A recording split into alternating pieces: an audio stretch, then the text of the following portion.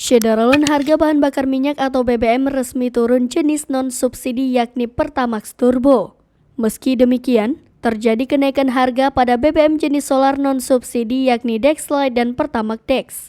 Melalui website resmi Pertamina menjelaskan dilakukan penyesuaian harga bahan bakar minyak atau BBM dalam rangka mengimplementasikan keputusan Menteri atau Kepmen ESDM nomor 245K-MG01-MEM.M-2022 sebagai perubahan atas Kepmen nomor 62K-12-MEM-2020 tentang formula harga dasar dalam perhitungan harga jual eceran jenis BBM umum, jenis bensin dan minyak solar yang disalurkan melalui SPBU.